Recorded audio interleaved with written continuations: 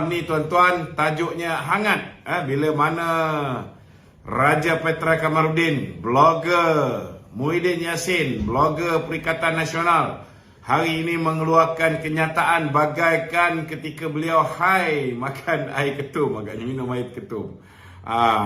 Beliau mengatakan Datuk Seri Anwar Ibrahim telah melakukan kudeta, tuan-tuan. Dan kononnya imej Raja-Raja Melayu, imej yang di-Pertuan Agong tercemar kerana membantu Anwar untuk merampas kuasa. Tetapi yang peliknya, tuan-tuan, merampas kuasa daripada manusia bernama Muhyiddin yang hanya ada 73 kursi. Tak kegila ni, saudara. Saudara, saya rasa hari ini kegilaan Raja Petra ini sudah melampau-lampau. Nak kata nyanyuk dah kerana terlalu tua, kita pun tak pasti apa masalah mental yang dihadapi. Tetapi nak kata tekanan kehidupan, saya rasa he is being paid very well by all these buggers. Tak tahu kenapa sampaikan sebagai seorang keturunan raja hari ini membantu musuh, membantu Perikatan Nasional mencemarkan imej Raja-Raja Melayu. Saudara, saya hari ini nak memperjelaskan bahawa tidak wujud cerita kononnya berlakunya rampasan kuasa. Saya rasa saya dah ulang banyak kali. Jadi sebelum saya nak beritahu malam ni kita ke udara di saluran Facebook page Lokman Nur Adam Official. Kita ke udara juga di YouTube channel Lokman Adam, dan kita ke udara di TikTok channel.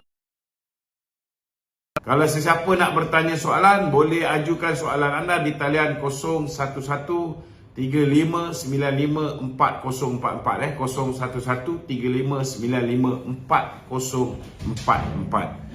Saya rasa kita dah ulang banyak kali bahawa ketika selesai pilihan raya umum yang lepas, tidak ada satu parti politik pun yang berjaya membentuk kerajaan. Tidak ada satu parti politik yang berjaya membentuk kerajaan, tuan-tuan. PH hanya mendapat 82 kursi, PN mendapat 73 kursi, dan BN mendapat 30 kursi. GPS mendapat 23 kursi, GRS mendapat 6 kursi, kemudian warisan 3 kursi dan parti-parti yang lain. Okey. Jadi saudara, apa yang berlaku, Kebawah Duli Yang Maha Mulia Seri Paduka Baginda Pertuan Agong telah memberikan tarikh sebelum 2 petang hari Isnin untuk semua parti membuktikan bahawa mereka mempunyai majoriti. Membuktikan ni, mereka boleh menghantar bahan bukti. Tapi tidak bermakna bahawa apa yang mereka hantar itu terbukti benar. Yang ini yang Raja Petra tak faham.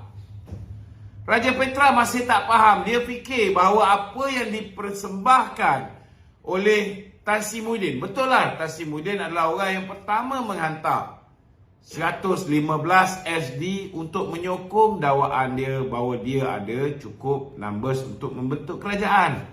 Tetapi yang Raja Petra tak faham bahasa dan tak tahu apa-apa. Kau dah duduk Manchester tu, duduk je lah sana diam-diam. Jangan kacau orang kat Malaysia ni.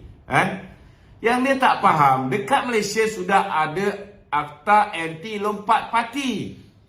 Jadi SD individu sudah tidak boleh dipakai seperti mana SD individu dulu, zaman Scheme of Thing, Tan Sri Muhyiddin Yassin, dia boleh beli ahli parlimen menggunakan SD individu ni.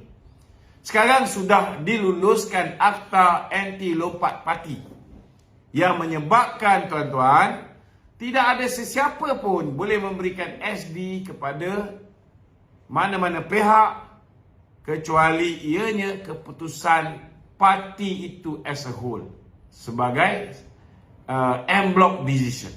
Maknanya yang akan membuat keputusan itu ketua parti. Dia tak payah nak sembang kata Tan Sri Muhyiddin Yassin sudah hantar bukti. Memang betul dia hantar bukti, tetapi di dalam SD yang dia berikan itu, ni Raja Petra pun tak tahu, bukan 30 daripada BN. Tak ada 30 daripada BN. Kalau campur 30 daripada BN, maknanya jumlah yang dipersembahkan oleh Tan Sri Muhyiddin kepada Kebawah Tuanku bukanlah 115. Dia dah jadi 135. Ini yang Raja Petra ni langsung tak tahu apa. Tuan-tuan, yang menyebabkan SD Tan Sri Muhyiddin Yassin tak laku ni tuan-tuan, sebab apa? Sebab bila mana masa yang diberikan oleh Kebawah Tuanku untuk diserahkan SD tu, memang Tan Sri Muhyiddin dia pergi serahkan SD tu. Dia hantar 115. Tetapi di dalam 115 ini ada 10 orang ahli parlimen daripada Barisan Nasional, di mana ahli parlimen ini sudah pun menandatangani aku janji di hadapan pengurusi Barisan Nasional, memberikan mandat kepada pengurusi Barisan Nasional untuk berunding dan membuat keputusan bagi pihak mereka. Sudah ada mandat.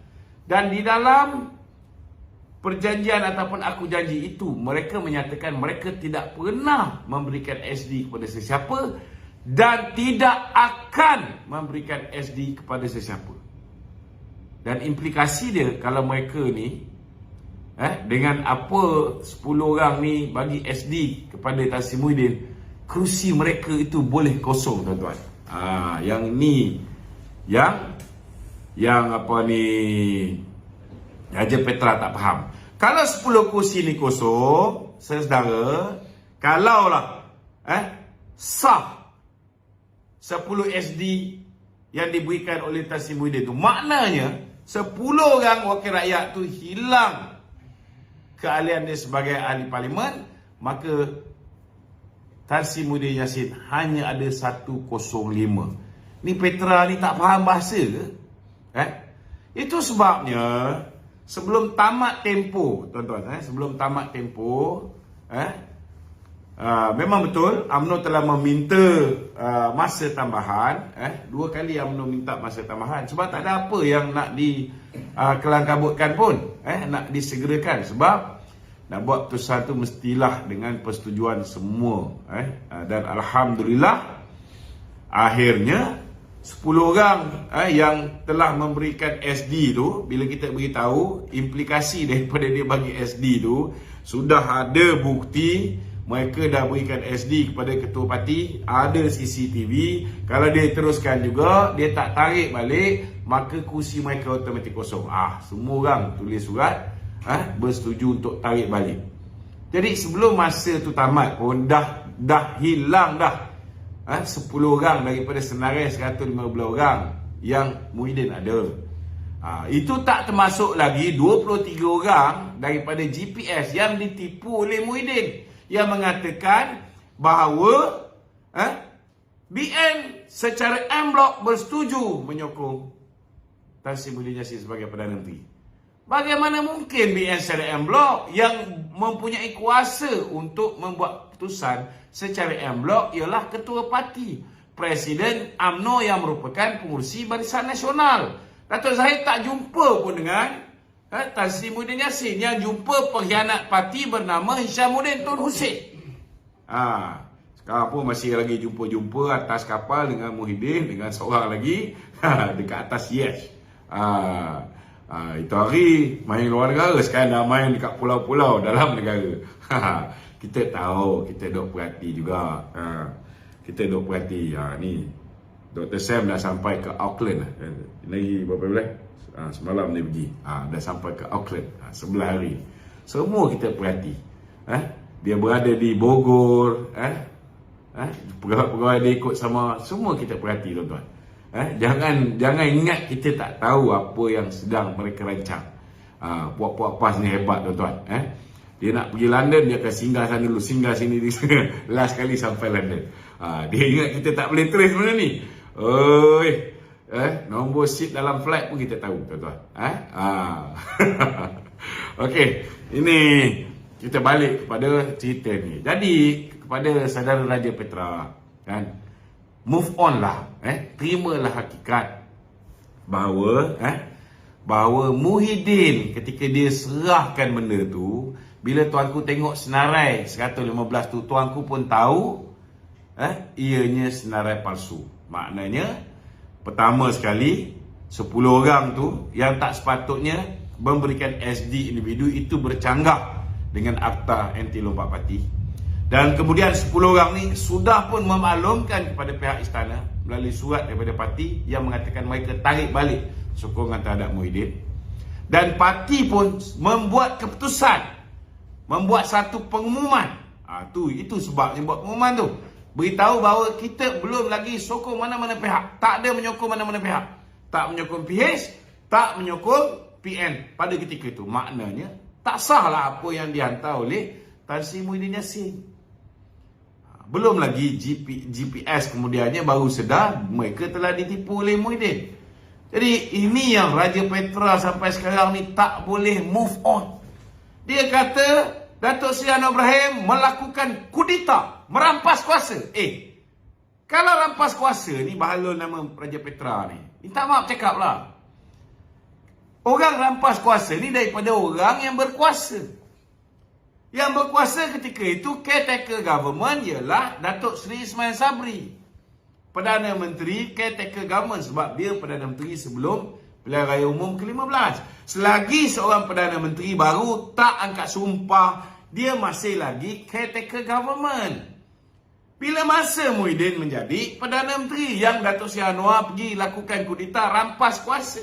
Sehingga kononnya imej Raja-Raja Melayu rosaklah. Hari ini dia keluar pula posting kata nak dedahkan penglibatan Raja Muda Selangor. Raja Muda Pahang nak mendedahkan penglibatan Tengku Mahkota Johor. Come on lah Raja Petra. Kau ni pun kerabat diraja macam mana lah perangai macam ni. Tiba-tiba bersekongkol dengan Muhyiddin Yassin, si tumpuk ni.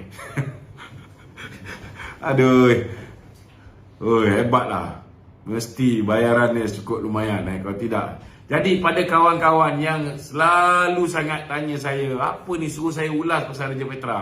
Bagi saya Raja Petra ni sampah. Ini je.